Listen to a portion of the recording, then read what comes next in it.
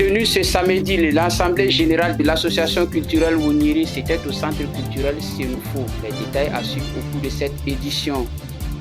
La commission d'organisation du Fiji reçue par le secrétariat général du ministère de la Culture.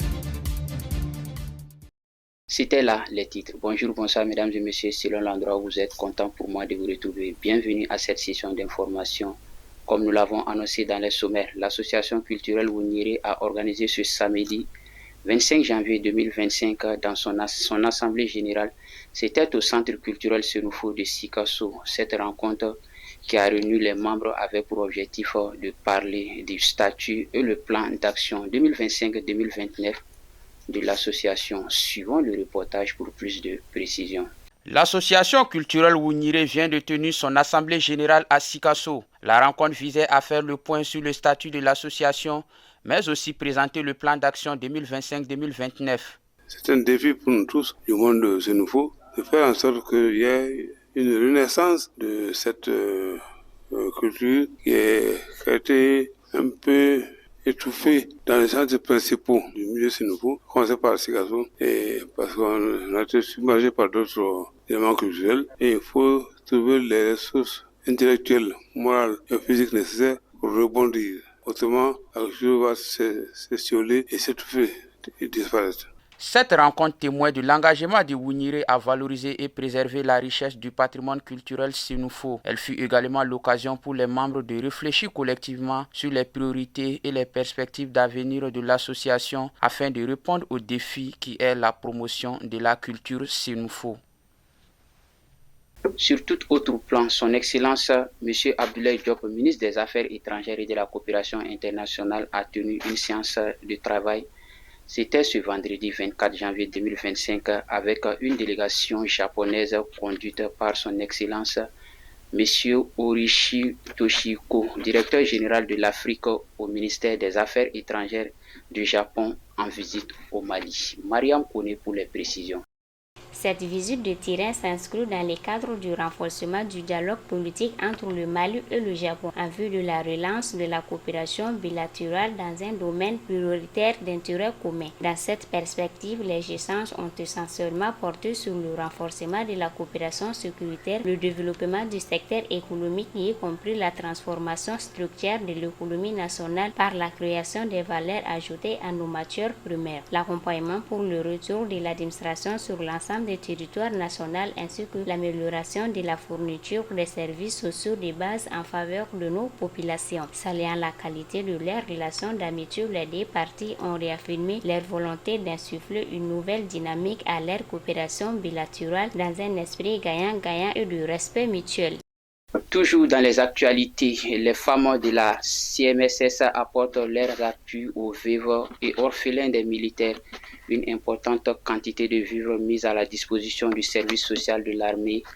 À situation particulière, il faut un comportement particulier. C'est dans cet esprit que l'amicale des femmes de la CMSS a fait parler son cœur de ses membres en faveur des veuves et orphelins des militaires décédés sur le champ d'honneur. Mariam Kone pour les précisions. En effet, pour les femmes de la CMS, la lutte contre l'exclusion, la solidarité envers les couches les plus vulnérables sont un devoir pour chaque Malien et Malienne.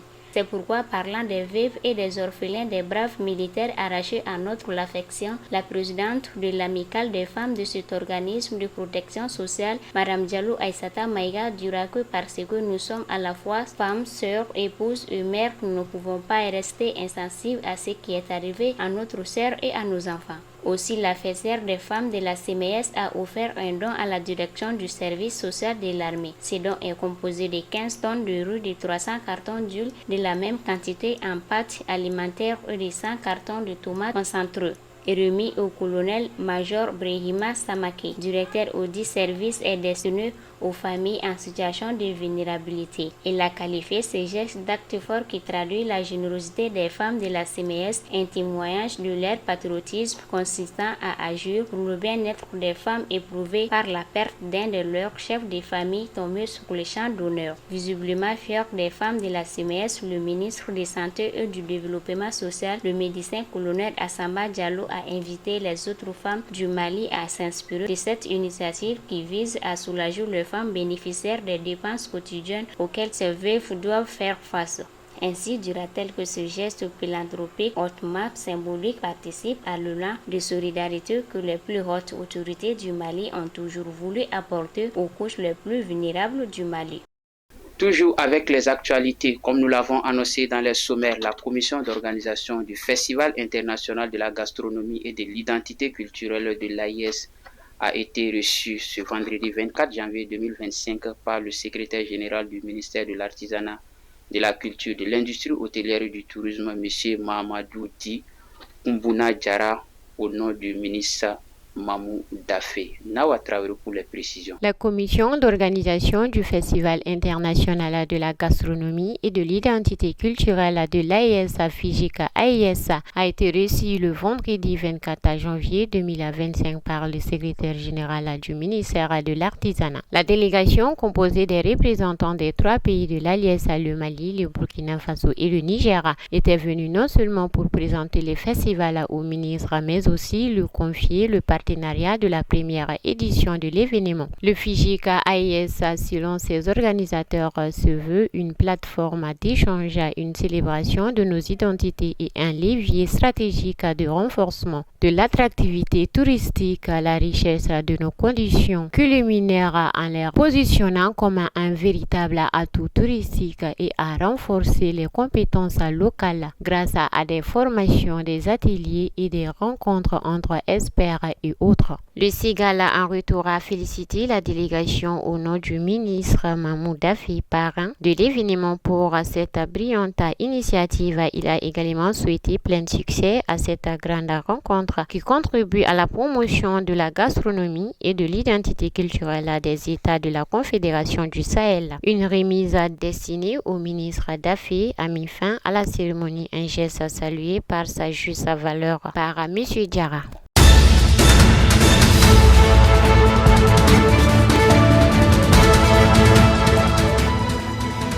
C'est ce qui nous conduit vers les actualités hors de nos frontières. C'est avec Nawa Traoré. Au Burkina Faso, le Mali et le Niger ont franchi une étape cruciale dans leur processus de séparation avec la CEDEAO, en organisant une réunion visant à définir les formalités de leur rupture avec l'organisation économique régionale. C'est à Ouagadougou que les 3 pays de l'Alliance des États du Sahel étaient à pied d'œuvre dimanche pour définir la feuille en route précise et consensuelle à quelques jours de leur sortie de la CEDEAO. La date du 28 janvier 2025 est officiellement retenue pour la concrétisation du retrait des pays de l'Alliance de la CEDEAO. Les 3 alliés avaient annoncé le retrait de l'organisation régionale qu'ils accusent d'être sous l'influence de puissances internationales, notamment de la France.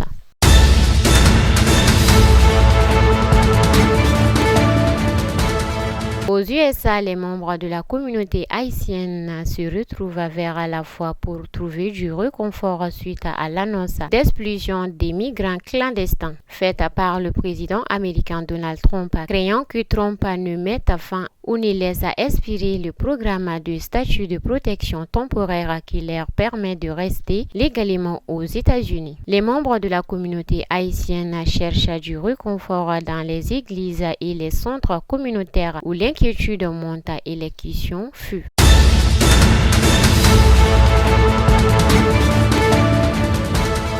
Au Congo, la ministre des Affaires étrangères de la République démocratique du Congo a averti dimanche qu'une attaque d'une intensité sans précédent se déroulait au vu et au su du monde entier. Alors que les forces rebelles et les forces ougandaises alliées pénétraient dans les faubourgs de Goma, Teresa Waiwamba Wanye s'est exprimée lors d'une session d'urgence du Conseil de sécurité des Nations Unies.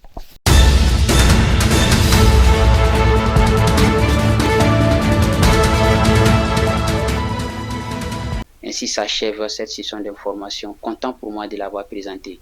Bonne suite de programme sur Kene TV, vous qui nous suivez à Mamassoni, à Amdalaï, à Kelel Tigla et à nos téléspectateurs de Sirakoro, Kala Bénis, le Mali.